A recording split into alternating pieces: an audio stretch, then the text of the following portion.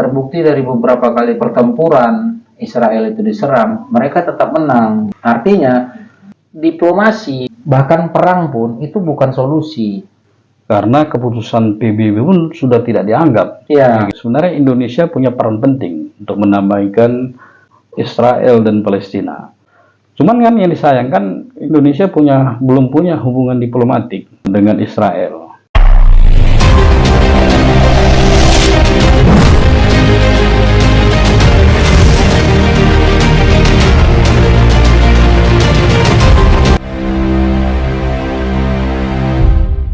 Kita juga menyayangkan sebenarnya nih sikap daripada pemerintah kita ya, menutup diri untuk tidak membuka hubungan diplomatik terhadap Israel, yang mana sebenarnya itu merupakan langkah kan, langkah untuk mewujudkan perdamaian dari kedua negara. Jadi tidak hanya ikut-ikutan, justru ikut membela Palestina sehingga dia menunjukkan sikap, oh kita anti Israel. Nggak seperti itu. Kalau yang namanya sikap seorang penengah, sikap seorang yang mau mendamaikan. Nah itu bagaimana Pak? Iya, jadi gini, kita ini mau mendamaikan dua orang yang berselisih, gitu kan? Dan juga harus didamaikan secara kekeluargaan. Artinya ketika ada dua, ini kita anggap keluarga nih. Kenapa? Karena Israel ini yang basisnya Yehuda atau keturunan Yakub tadi. Walaupun kita ketahui di Israel itu juga ada masyarakatnya atau rakyatnya ada yang beragama Kristen, agama Muslim. Namun Israel didirikan kan atas dasar dari keturunan dari bangsa Yahudi tadi kan, yang mayoritas. Ini kan sama-sama satu nenek moyang, satu kakek, yaitu keturunan Ibrahim. Satu darah.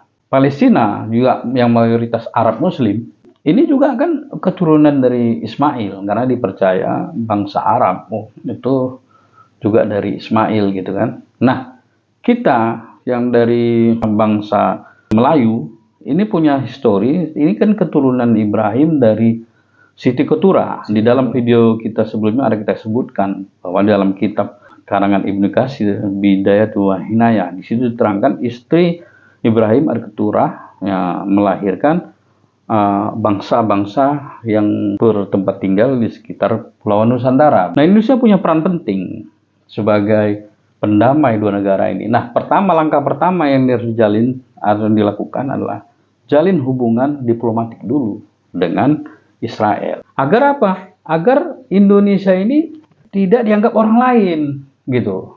Dianggap teman dan sahabat oleh Israel sendiri. Ketika sudah dianggap sahabat, maka saran-saran, ucapan-ucapan dari Indonesia itu akan bisa diterima, gitu.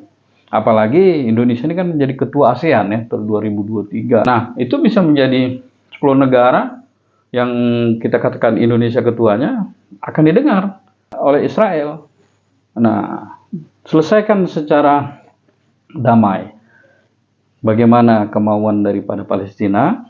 Nah, apakah akses mereka nanti atau umat Islam ini aksesnya ke Baitul Maqdis itu tetap dipersilahkan, ya kan?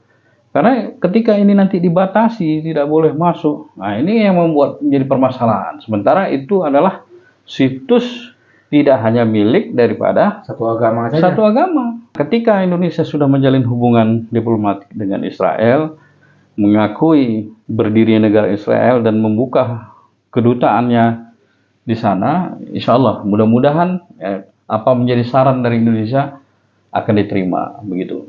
Bagaimana status negara Palestina pun ya mungkin bisa dibicarakan dengan Israel agar solusi dua negara ini bisa berjalan. Itu langkah pertama itu, Abang kira. Membuka hubungan diplomatik. Nah, kalau kita berbicara membuka hubungan diplomatik, tentunya kita juga harus mengakui bahwasanya Yerusalem adalah ibu kota daripada Israel. Berbicara tentang kedutaan, itu juga harus dibuka sebagai apa? Bentuk daripada terjalinnya diplomasi. Di sini kira-kira untuk sosok atau figur yang pas nih untuk didudukkan sebagai duta besar, tapi merupakan duta besar luar biasa. Untuk perdamaian Israel Palestina ya. Iya, gitu. Seperti yang diharapkan oleh seluruh insan di Palestina, bahwasanya mereka menunggu gebrakan atau menunggu gerakan dari Indonesia itu sendiri? Ya, sosok untuk duta besar ini ya. Ya. Benar begini, dengan diakuinya Yerusalem adalah ibu kota daripada Israel, kan bukan berarti kita juga terbatasi akses menuju Baitul Maqdis kan begitu. Tetapi kita tetap bisa mengakses Baitul Maqdis kan gitu. Dan mungkin yang tinggal di sekitar Baitul Maqdis juga banyak Muslim.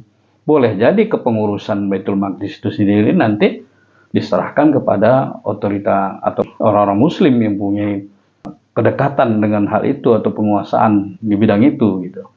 Artinya banyak juga masyarakat Muslim di Israel ini sendiri yang punya posisi di negara itu. Tidak menjadi menutup kemungkinan nanti penguasaan Baitul Maqdis diserahkan kepada Muslim, ya walaupun warga negara Israel. Gitu. Nah, jadi pandangan umat Islam sekarang kan ketika kita mengakui Yerusalem itu adalah wilayah Israel, seolah-olah ini menjadi kekalahan. Tidak demikian, demi perdamaian. Artinya orang Palestina pun ya boleh diakui kemerdekaannya dengan batas-batas wilayah mana. Itu kan perlu dibicarakan. Nah, sosok yang tepat tadi untuk Duta Besar Indonesia membicarakan perdamaian ini, sosok Syekh Panji Gumilang ini. Karena apa? Kita dengar Syekh Panji Gumilang itu sendiri di pondok pesantrennya juga akrab dengan istilah-istilah Yahudi, bahasa-bahasa Ibrani gitu kan. Bahkan dia pernah menyanyikan lagu Avenu Shalom Aleichem gitu kan. Itu lagu-lagu orang Israel, Ibrani. Jadi Indonesia punya anak bangsa yang punya potensi untuk mendamaikan dunia. Jadi segeralah Presiden Jokowi ini melihat potensi itu, membebaskan Syekh Panji Gumilang, kemudian jadikan dia duta besar luar biasa untuk perdamaian Palestina dan Israel. Setidaknya orang tua seperti Syekh Panji Gumilang itu bisa diberdayakan. Betul. Diberdayakan oleh pemerintah. Seperti sekarang beliau tidak berdaya di dalam Bareskrim. Tidak berdayakan. Harusnya diberdayakan. Dengan kita melihat potensi yang ada sama beliau, dengan segala keilmuan, dengan segala ide-ide cemerlang, berlian. Itu kenapa tidak dimanfaatkan? Ini yang sangat disayangkan. Betul. Karena Arab Saudi saja sudah menjalin hubungan diplomatik gitu. Dan banyak negara-negara Arab udah. Kenapa Indonesia? Karena kalau kita terus bermusuhan nggak tercipta perdamaian. Di preambul kita, pembukaan Undang-Undang 45 mengatakan bahwa Indonesia ikut melaksanakan ketertiban dunia, perdamaian abadi. Maksudnya ya Indonesia berperan lah. Seperti yang Abang jelaskan di awal, bahwa ini yang bertikai adalah orang yang satu darah, Israel dan Palestina. Ini adalah sama-sama bangsa Arab, baik di agama apapun itu, baik agama Islam, di agama Kristen, dan juga di Yahudi sendiri gitu. Itu sudah tertuang dalam kitab bahwasanya tanah itu memang tanah yang dijanjikan Tuhan untuk bangsa Israel. Nah, pertanyaannya, kenapa ya Muslim di Indonesia atau Muslim di dunia seperti tidak suka ketika menilai Israel itu? Seharusnya yang kita sadari, Israel, walaupun kita benci bagaimanapun, itu tertulis di dalam kitab. Nah, pertanyaannya, posisi kita yang harus kita sadari, posisi kita di mana. Nah, jadi aku tadi menyambung, Indonesia ini sebenarnya masih ada turunan yang memang satu turunan dengan Ibrahim. Ini baru kita bisa masuk, Bang, kayaknya, Bang, untuk masuk ke dalam ranah tersebut. Kenapa? Ibrahim memiliki 3 orang istri, yang mana dari Siti Sarah, disitulah dari Yakub dan juga Israel. Itulah Israel. Nah, yang kedua adalah Siti Hajar yang melahirkan Nabi Ismail dan yang pada akhirnya Muhammad. Yang ketiga yang memang dijanjikan oleh Tuhan ketika Nabi Ibrahim berdoa kepada Allah bahwasanya ya Allah jadikanlah aku dan anak-anak keturunanku menjadi pemimpin. 2 istri ini sudah menjadi pemimpin di muka bumi dari dulu sampailah 1400 tahun yang lalu.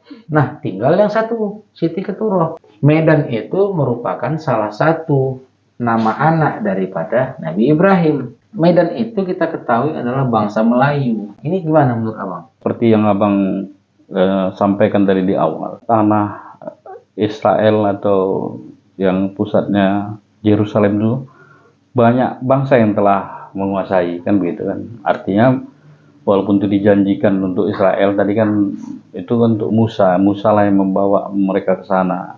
Nah, Musa ini kan nabi sebelum Daud ya, sebelum Sulaiman. Indonesia negara yang berpotensi untuk mendamaikan Israel Palestina. Ya. Bila Indonesia menyadari bahwa Indonesia ini juga keturunan dari Nabi Ibrahim, karena Yahudi dalam hal ini Israel dan Arab, ya, Palestina, mereka menyadari mereka itu adalah keturunan dari Nabi Ibrahim. Kembali ke negara kita, Indonesia, yang menjadi potensi besar untuk bisa mendamaikan dua negara yang berselisih ini. Kalau ada keyakinan bahwa Indonesia ini keturunan daripada Nabi Ibrahim itu tadi kan, dan di Indonesia ada sosok, ya, seseorang yang kembali menyatakan diri sebagai utusan Tuhan. Karena gimana pun ceritanya, yang melatar belakangi berdirinya negara Israel itu ada juga masalah keagamaan begitu. Nah, kemudian Palestina pun merasa berhak atas Yerusalem karena sejarah-sejarah bangsa Arab atau umat Islam yang pernah juga menguasai Baitul Maqdis itu gitu. Jadi tidak bisa terlepaskan daripada ruh negara itu sendiri, yaitu agama yang mereka yakini. Nah, sekarang pemahaman kita terhadap kebenaran, terhadap Tuhan, terhadap agama, ini harus di-upgrade ulang gitu. Artinya kedatangan utusan Tuhan itu merupakan sebuah keniscayaan dan keharusan. Dan ini juga yang ditunggu-tunggu oleh bangsa Israel. Bangsa Israel mendirikan negara Israel ini sebenarnya menunggu Mesias. Mesias ini bagi orang Israel itu seorang nabi, seorang raja, seorang imam gitu, seorang utusan Tuhan. Kenapa? Karena Mesias yang diklaim oleh umat Kristen, Yesus, sebagai Mesias atau Raja Yahudi, itu tidak diterima orang Yahudi atau bangsa Israel. Nah, kedatangan Mesias ini yang ditunggu. Nah, umat Islam juga menunggu datangnya Imam Mahdi. Apakah sosok Mesias dan Imam Mahdi ini dua yang berbeda? Saya kira tidak begitu. Karena ada salah seorang ustadz mengatakan bahwa sebenarnya Israel menunggu datangnya Dajjal. Mana mungkin artinya yang ditunggu-tunggu ini seorang penjahat. Karena kan Dajjal itu dalam pengertian atau dalam istilah Islam itu adalah seorang yang membawa kejahatan. Tidak mungkin bangsa Israel menunggu datangnya Dajjal. Pasti yang ditunggu mereka juga penegak kebenaran, penegak keadilan begitu. Kalau Dajjal dalam istilah Kristen itu kan Daggala gitu, Daggala. Nah, pastilah yang ditunggunya adalah sosok orang yang juga akan memimpin dunia dengan Mesias kedua ya Bang ya? Kedamaian. Iya, Indonesia pertama harus menyadari itu. Dan berimanlah kepada utusan Tuhan yang datang, kemudian menjadi pelopor perdamaian dunia bersama utusan Tuhan yang datang tersebut. Nah, salah satu yang kita yakini termasuk Syekh Panji Gumilang itu sosok yang dipilih juga untuk menjadi salah satu figur pelopor perdamaian dunia. Ini kalau Indonesia mau menyadari hal itu. Karena ini sebuah keberuntungan yang besar. Ketika itu diterima, kita bisa menjadi betul-betul sesuai dengan amanah konstitusi negara kita yang ikut melaksanakan ketertiban dunia yang sebenarnya dicita-citakan oleh pendiri bangsa Indonesia. Ya. Kalau ada kesadaran akan hal itu. Sekarang mau nggak Indonesia sadar? Karena Iran sendiri, ya, Iran, itu negara dia dalam konstitusinya itu kan dipimpin oleh seorang rahbar, wilayatul faqih. Artinya dia sudah menyiapkan dalam konstitusinya ketika Imam Mahdi datang itu menjadi pemimpin negaranya. Ini seperti di video kita yang sebelumnya Bang ya, ya. Episode beberapa itu ya. Nah, ketika kita di episode yang kita sarankan ketika dia datang dijadikan sebagai Watim Preska atau kepala negara kah gitu. Atau langsung saja presiden menjadikan dia sebagai sumber hukum kan, sebagai untuk menerima saran-sarannya. Saya kira itu. Nah, kalau Indonesia bisa menerima, ini jalan untuk terbukanya keberkahan dari langit dan bumi. Kan ayatnya, seandainya penduduk negeri ini beriman dan bertakwa, turun keberkahan dari langit dan bumi gitu. Oke, baiklah kawan-kawan, demikian diskusi singkat kita mengenai konflik Israel dan Palestina. Lain waktu kita akan bahas lebih dalam lagi ya Bang ya. Okay. Kita akhiri dengan wabillahi taufiq wal hidayah. Assalamualaikum warahmatullahi wabarakatuh. Waalaikumsalam warahmatullahi wabarakatuh. Salam persatuan. Ahad. Ahad.